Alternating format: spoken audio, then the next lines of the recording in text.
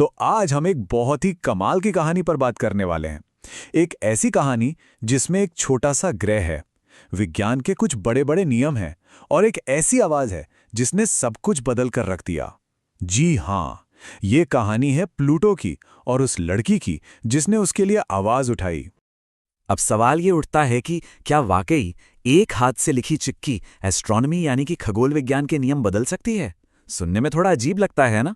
लेकिन यही हमारी आज की कहानी का सबसे दिलचस्प हिस्सा है। तो चलिए इस कहानी को शुरू से शुरू करते हैं। पूरी बात को ठीक से समझने के लिए हमें सबसे पहले प्लूटो के इतिहास में जानना होगा कि वो कैसे हमारे सौर मंडल का हीरो बना और फिर अचानक से उसे बाहर का रास्ता दिखा दिया गया। जरा सोचिए, साल है 1930। क्लाइड टॉम्बा नाम के खगोल शास्त्री दूरबीन से आसमान को देख रहे हैं और उन्हें एक छोटा सा चमकता हुआ बिंदु दिखाई देता है और बस देखते ही देखते सौर मंडल को अपना 9वां ग्रह मिल गया। दशकों तक प्लूटो हम सब के लिए, किताबों से लेकर साइंस प्रोजेक्ट्स तक, हमारे सोलर सिस्टम का एक बहुत ही प्यारा सदस्य था। तो प्लूटो का जो सफर रहा है ना, वो काफी उतार चढ़ाव वाला रहा है। 1930 में जब इसकी खोज हुई तो इसे 9वें ग्रह का दर्जा मिला, लेकिन फिर 2006 में एक बड़ा बदलाव आया और अब कहानी में एक बिल्कुल नया मोड़ आ गया है। तो आखिर 2006 में हुआ क्या था? देखिए, वैज्ञानिकों ने ग्रह होने की परिभाषा को थोड़ा और सख्त कर दिया। एक नया नियम यह था कि किसी भी ग्रह को अपनी कक्षा का, मतलब अपने रास्ते का बॉस होना चाहिए। उसके रास्ते में कोई और बड़ी चीज नहीं आनी चाहिए। और बेचारा प्लूटो अपनी कक्षा में अकेला नहीं घूमता। बस इसी एक वजह से उसे ग्रह की लिस्ट से हटाकर बौना ग्रह या ड्वार्फ प्लैनेट की नई कैटेगरी में डाल दिया गया। अब यह फैसला तो पूरी तरह से वैज्ञानिक था, लेकिन इसका असर दुनिया भर में लोगों पर बहुत गहरा हुआ। और यही बात सबसे जरूरी है, दुनिया भर में लोगों के लिए ये सिर्फ एक साइंटिफिक फैसला नहीं था, ये इमोशनल था। कई लोगों को सच में ऐसा लगा जैसे उनके बचपन के एक प्यारे से दोस्त को, उस सोलर सिस्टम को जिसे उन्होंने स्कूल में सीखा था, उनसे छीन लिया गया हो। तो अब कहानी में एंट्री होती है एक नए और सच कहूं तो बिल्कुल अनपेक्षित हीरो की।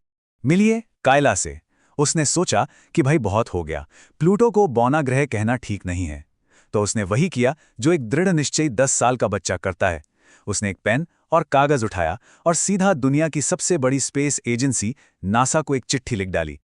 अब इस चिट्ठी में सबसे कमाल की बात क्या थी बताए? वो था कायला का तर्क। उसने कोई मुश्किल साइंस या ग्रहों की चाल की बात नहीं की। उसकी अपील बहुत सीधी और दिल से निकली हुई थी कि अगर प्लूटो को वापस ग्रह का दर्जा दे दिया जाए तो इससे दुनिया भर में बहुत से लोग खुश होंगे।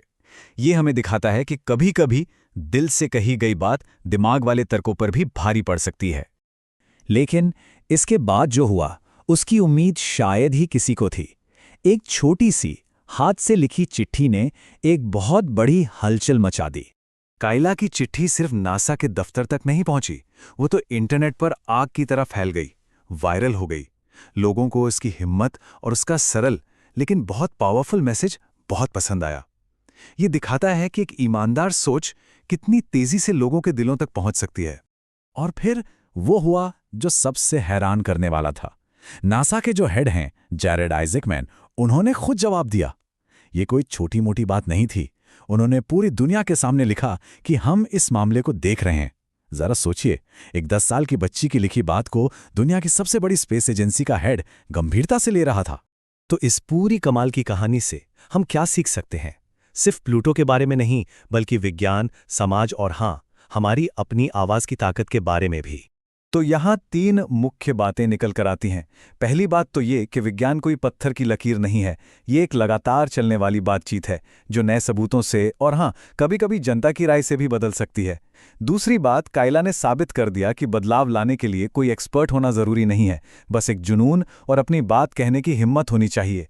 और तीसरी और शायद सबसे खूबसूरत बात, ये हमें याद दिलाता है कि हम सब इस ब्रह्मांड से जुड़े हुए हैं और एक बहुत दूर की बर्फीली दुनिया के भी धरती पर लाखों चाहने वाले हो सकते हैं। और ये बात हमें सोचने पर मजबूर करती है। कायला की कहानी एक बहुत शक्तिशाली रिमाइंडर है कि एक अकेला इंसान, चाहे वो कितना भी छोटा क्यों ना हो, एक विचार के साथ बदलाव ला सकता है। ये हमें सोचने के लिए प्रेरित करता है कि अगर हम अपनी आवाज उठाने की हिम्मत करें तो हम क्या क्या बदल सकते हैं। सोचिए, अगर बदलने का मौका मिले तो कौन सा नियम बदला जाना चाहिए?